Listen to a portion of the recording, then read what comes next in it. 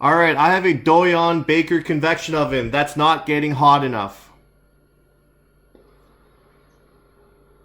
So this beast here, it's the bottom right hand oven that's not getting hot enough for them. So I'm just going to fire up the unit here. Blower motor's running. I'm just doing the basic checks.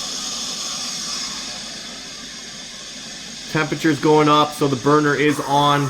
I'm just going to hit fast forward here, just because it takes a little bit of time for this thing to heat up.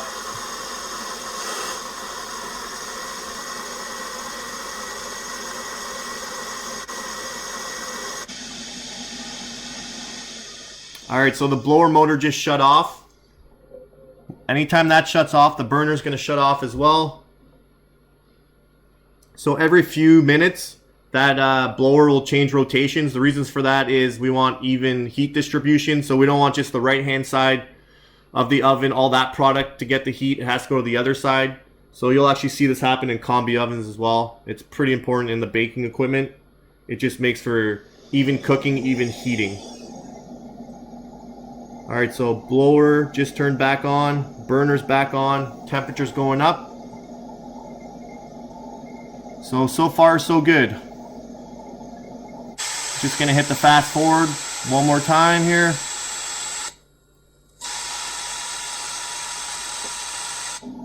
Alright, so listen carefully here.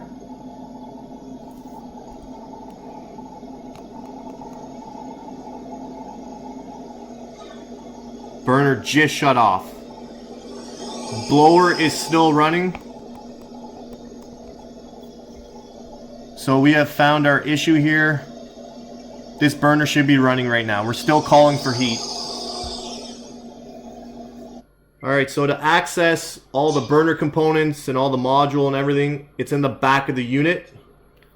So that's a little bit challenging on this setup here. So I'm going to pull out this unit, which I can't pull out all the way because the water line's too short.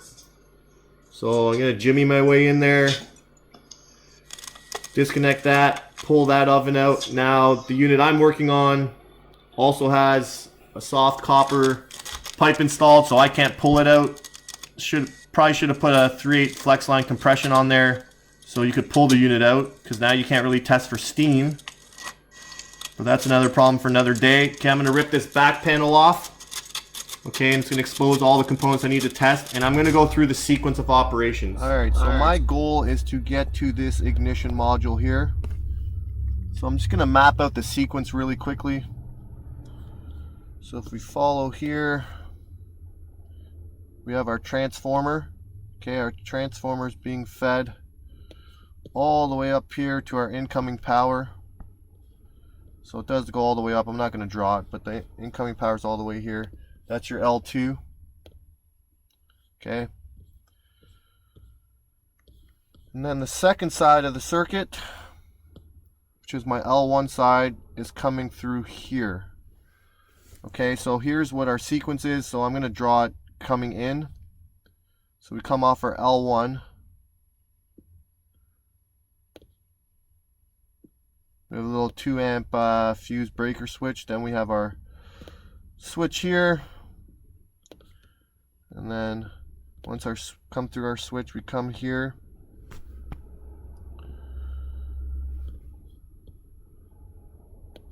And then we come to our high limit right here. High limit closes, it sends power to our pressure switch.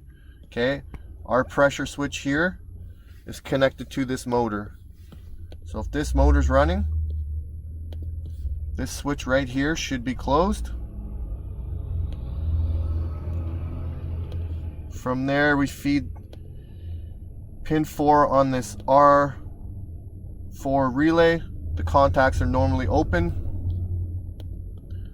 Okay, what closes the contacts is this coil here, which basically goes back to the board. That's your call for heat. Okay, once our transformer's hot,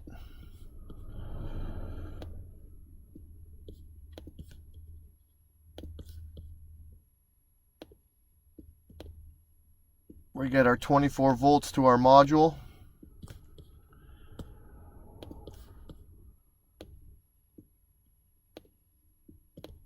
Okay, once we have our 24 volts to our module, we're going to start our spark sequence and flame detection. And if we have good flame detection, 24 volts will stay on the gas valve terminals for the module, and we will get our power to our gas valve, and that would be completing the circuit. Alright, so I'm going to draw my attention to this section right here, okay, based on this intermittent issue. So one of two things are happening, okay. Either I have 24 volts here constantly, okay. If I have 24 volts here constantly, but I'm not getting voltage here, that means the module's in lockout, okay. We have not detected the flame. Okay, if I do not have voltage here, I'm going to work upstream. Okay, I'm going to work backwards and try to figure out what happens. Okay, how this module resets. How this module resets is you have to lose power to the module. Once this module loses power, okay, it will reset and it will try for ignition. So every couple minutes, this motor will stop running and it'll change rotations. As soon as that happens, okay, this pressure switch opens. Once this pressure switch is open, okay, we have now lost our 24 volts to this mod. Once that pressure switch opens, we have now lost power to our transformer. Once you lose power to your transformer, okay, you no longer have voltage going to the module, and that's how it resets. So every couple minutes, this module resets from the blower motor going in the opposite direction. Alright, so I'm testing power into my module.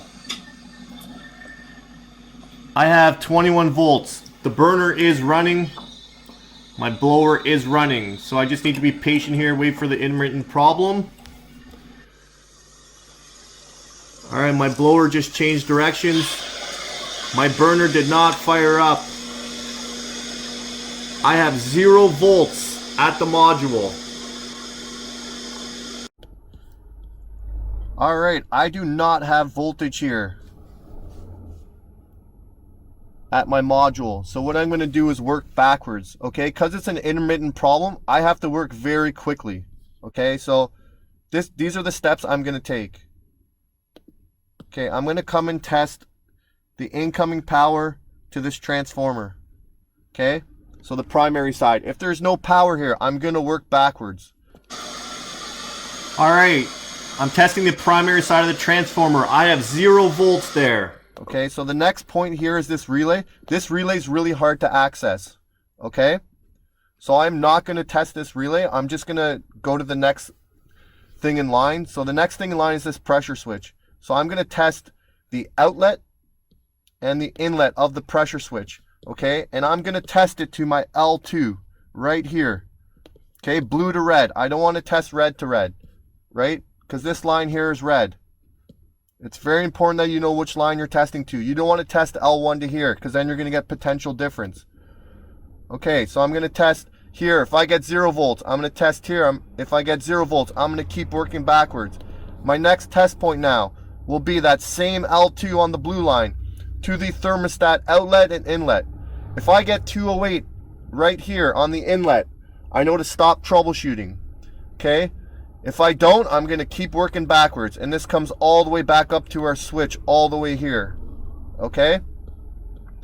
So like I said, because it's an intermittent problem, I have to troubleshoot super quickly, because I've had it where, just say I'm start troubleshooting and 30 seconds later, it starts running again. Whatever switch is open has closed, okay?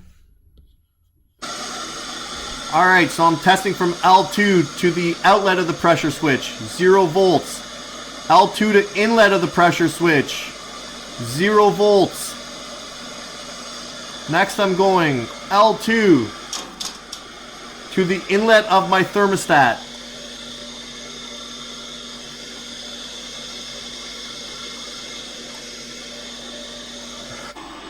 I'm getting 208 from L2 to the inlet of the thermostat. Next, I'm going to test L2 to the outlet of the thermostat.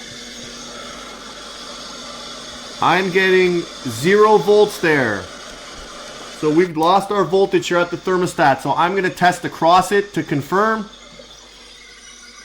We're going to test potential difference here. My blower motor is running. And we have 202 across, which tells me this thermostat high limit is in the open position. Alright, so let's draw our lines here. I'm not going to draw this one all the way up. You know what, that's going right up to incoming power. That L2 is good. So now if we check our power, okay, we did not have power here. We could not test this point, okay? We did not have power here. We did not have power here. We did not have power here. We did have power here. So what does that mean? That means we can draw our line right through. Okay?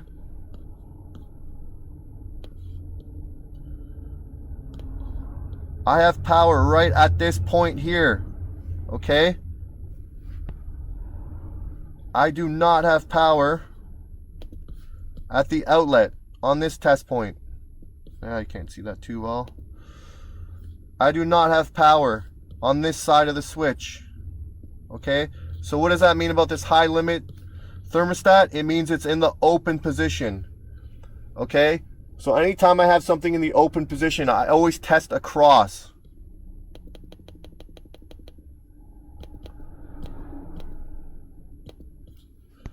So whenever testing across, first thing you have to do, confirm there's voltage coming in. I confirmed that. How we confirmed that, we went from there to L2. So when I tested to that point right there, I had 208. Okay, that test was done. From this test point here to my blue side of the circuit, which is my L2 right here. Okay, so I've tested from inlet to here. Now when I tested the outlet, I was getting 0 volts.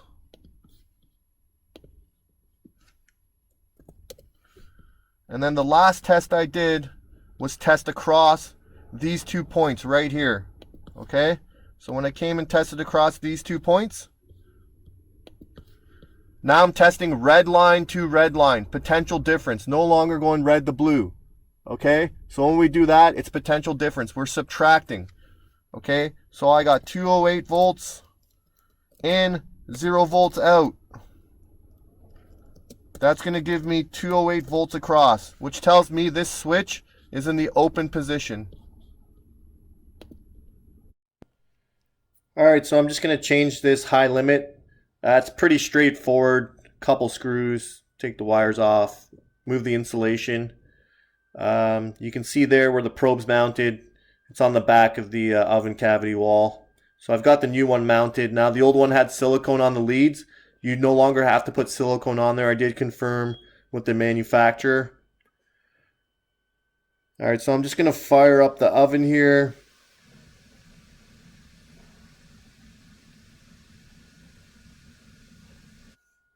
Alright, it's heating up. I'm just going to hit fast forward here. And we just want to make sure we hit our set point. So temperature's off by about 20 degrees. I'm going to move the probe closer to where the sensing bulb is. And let's see how much closer we can get if we need any adjustment or calibration. So we're cycling off. So you can see we're at about 353. And the screen's showing about 350. We're off by 3 degrees. 3-4 degrees. I'm good with that. We're within the range.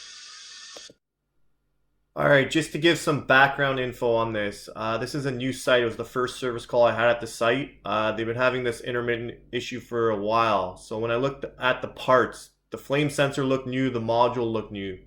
So most likely those parts were changed. Those are the most common parts to change when you have an intermittent problem like this. In this case though, you could see around 270 was cutting out. So what I had done is I probably read that schematic for 3 or 4 minutes. Doyon did a really good job of breaking down the schematic and simplifying it. I didn't have a service manual. but because the schematic was written so well, it was pretty easy to figure out what the sequence was. And based on that, we found the high limit was open. So the point I've been trying to drive home is don't be a part changer, be a troubleshooter, take your time, read the schematics, get to know the equipment.